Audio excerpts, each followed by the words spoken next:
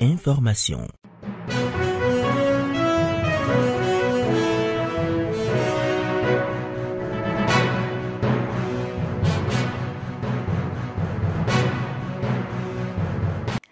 Vous êtes sur le plateau journal de ce vendredi 4 avril 2025. Chers téléspectateurs, merci de nous rejoindre. Voici le sommaire de ce soir. Descente du Conseil économique et social à Parakou, l'organisation est en tournée dans les départements du Bénin. On fait le point de l'étape de Parakou dans cette édition. Et valorisation d'art dramatique à Parakou, Francophonard, une initiative de l'Institut français, a été une occasion de présentation de plusieurs spectacles théâtrales. Vous découvrirez les détails dans ce journal. Également à ce rendez-vous, les informations de l'extérieur. Mesdames, Messieurs, bonsoir et merci de nous préférer pour vous informer. Je le disais tantôt, le Conseil économique et social, CES, a entamé une tournée nationale pour le lancement officiel des conseils départementaux. L'étape du Borgou de la tournée s'est déroulée le 1er avril 2025 à la préfecture de Parakou. Reportage. 12 départements et 12 chefs-lieux de département. Tel est le parcours que mène actuellement le président du Conseil économique et social avec ses collaborateurs. Objectif: échanger avec les populations à la base afin de déterminer une feuille de route pouvant impacter toutes les couches sociales. Mardi 1er avril, c'est Parakou qui accueille la délégation. Le Borgou est honoré d'accueillir ce jour, mardi 1er avril 2025, le président du Conseil économique et social et sa délégation dans le cadre du lancement des activités de cette institution. Le Conseil économique et social, s'il en était besoin, joue un rôle capital dans la vie socio-économique de notre pays et pour l'intérêt des populations. Je voudrais ici vous rassurer de mon entière disponibilité à accompagner les actions de la représentation du Conseil économique et social dans mon département en vue de la réussite de sa mission. Je voudrais d'ores et déjà porter à votre connaissance que sur instruction du chef de l'État, un local est apprêté et mis à la disposition des membres du Conseil départemental. Après des heures de travail dans la convivialité, 5 grandes priorités sociales sont retenues à l'unanimité des participants. Il nous a paru important de retenir 5 points importants que je voudrais vous partager. Mesdames et messieurs, le premier point qui a fait vibrer notre ventre à tous, qu'on a compris comme étant poignant pour vous, c'est le problème de la transhumance. La deuxième préoccupation, nous avons compris qu'il y a un problème de coopération entre la police et les populations. Mesdames et messieurs, il y a un troisième point qui est très important et qui n'est pas, comme je l'ai entendu, qu'un problème local, mais il y a une spécificité locale. C'est le problème de l'emploi des jeunes. Nous avons un problème important également qui a été évoqué. C'est le problème, ou du moins l'attente, qui est donc la valorisation de notre culture. Pour le 5e point, la cherté de la vie. Prochaine étape, la Liborie. Mais d'ores et déjà, la population du Borgou peut pousser un ouf de soulagement. Car d'ici là, les actions du Conseil économique et social dans le département prendront en compte les 5 grands axes retenus ce jour.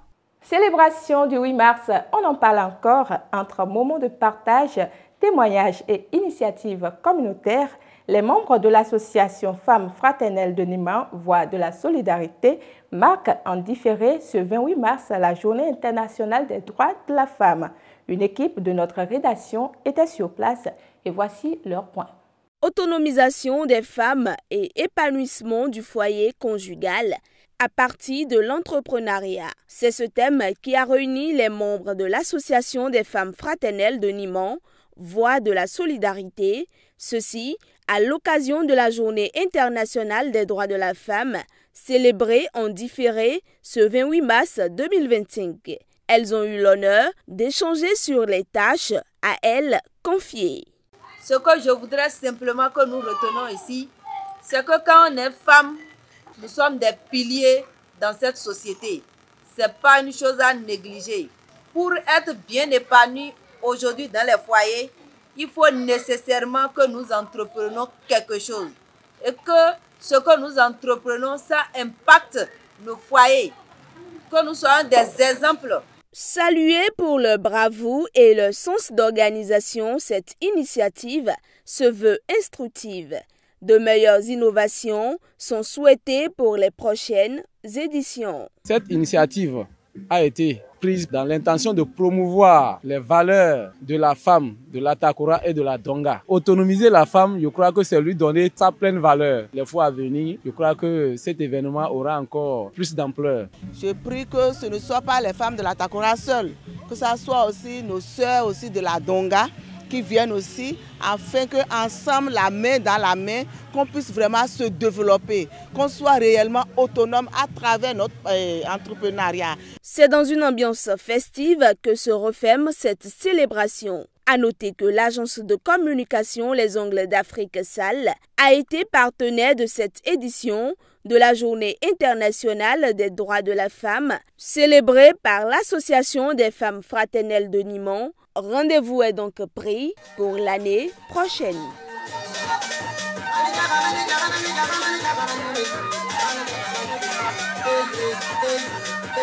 Mettre en avant les arts de l'oralité, notamment le théâtre, c'est la devise de l'Institut français de Parakou. À cet effet, un dispositif dénommé Francophonart a été mis en place pour la présentation de plusieurs spectacles. Suivez le reportage. C'est vrai. Ah, vous allez. Mais on ne mange pas fort. Regardez-vous. Moi, les enfants de l'esprit. L'esprit mange le porc. Le porc. D'accord, je vais prendre. Non, vous pouvez laisser d'abord. L'esprit va s'arranger. Dans le cadre de la célébration de la francophonie, l'Institut français de Parakou a initié le dispositif francophone art. À cet effet, plusieurs spectacles sont programmés. 12 spectacles de 12 structures différentes qui seront diffusés 24 fois, dont 24 représentations à raison de 2 représentations par spectacle. Et au total, dans 17 espaces ou 17 lieux de diffusion dans la cité de Koboro, la commune de Parakou. Les structures qui portent ces projets ont été amenées à identifier les lieux dans lesquels ils veulent diffuser.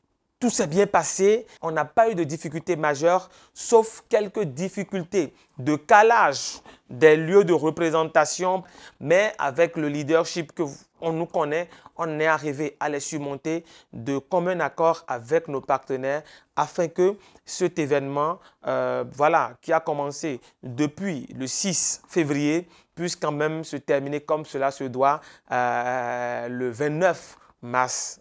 Les différentes institutions impliquées dans ce dispositif ont de leur côté travaillé pour offrir un spectacle digne du nom. Ça n'a pas du tout été facile, mais avec l'appui de l'Institut français de Parakou qui nous a vraiment accompagnés, a mis les moyens à notre disposition, ça a vraiment facilité les choses et nous avons pu faire les 2 représentations de notre pièce de théâtre. Je dirais bonne continuation et que nous espérons vraiment que ce ne soit pas la première édition, qu'il y aura d'autres éditions qui viendront. C'est à cœur joie que le public exprime sa satisfaction. J'ai suivi le spectacle de tout à l'heure. J'ai vraiment aimé. C'était très beau, très émouvant, avec tout ce qu'il fallait. Des perspectives sont à envisager les fois à venir pour une meilleure valorisation du théâtre dans la cité des Koboro. Perspective d'avenir pour Francophone Art, c'est tout simplement renforcer le dispositif, améliorer la qualité des spectacles programmés, améliorer la capacité de mobilisation de nos partenaires et surtout amener nos partenaires à adapter les spectacles proposés à leur cible. Le dispositif francophone art représente un brassage culturel dans le monde artistique béninois. Les acteurs ne comptent donc pas s'arrêter en si bon chemin.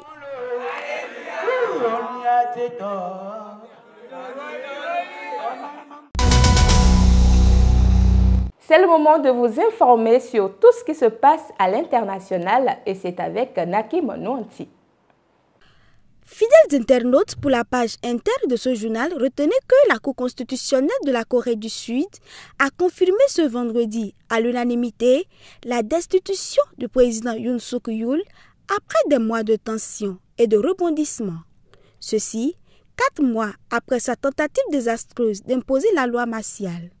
Dans un arrêt accablant, lu en 23 minutes par le président de la Cour constitutionnelle et suivi en direct par des millions de téléspectateurs, la Cour a confirmé la motion de destitution votée par l'Assemblée nationale le 14 décembre.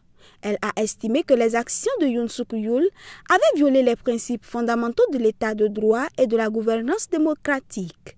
Le chef de l'opposition, qui en est le plus grand favori, a salué l'éviction du dirigeant conservateur en l'accusant d'avoir menacé le peuple et la démocratie. Au Sénégal, l'Assemblée nationale a adopté une loi d'interprétation de l'amnistie ce mercredi 2 avril 2025.